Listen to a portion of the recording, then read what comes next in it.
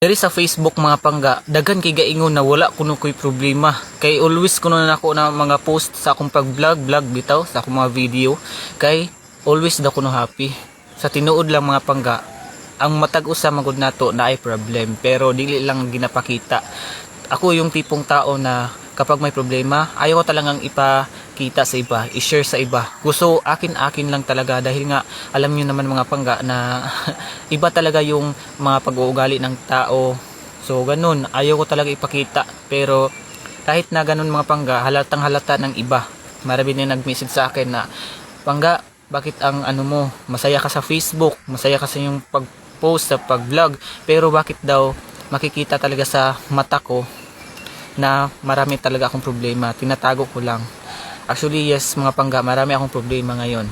Pero alam niyo naman, 'di ba, kapag ako yung pag-uusapan, di ko talaga maiwasan na ilihim, di ko maiwasang umuo dahil totoo naman talaga mga pangga. Actually, para sa akin talaga ini-enjoy ko lang yung aking pag-vlog.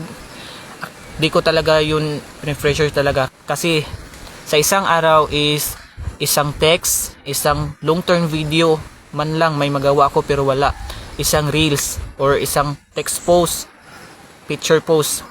Yan ang aking ginawa. Isa-isa lang talaga mga pangga dahil sobrang basic ko. Hindi rin ako masyadong nakipag-engage sa kapwa content creator ko dahil nga busy.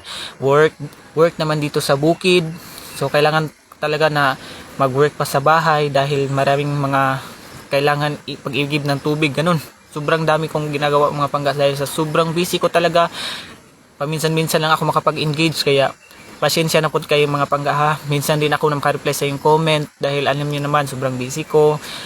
Pinaulit-ulit ko talagang pinarinig talaga sa inyo.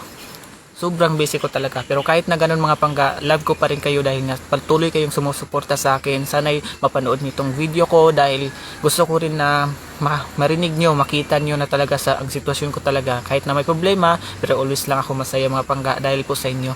Thank you mga pangga.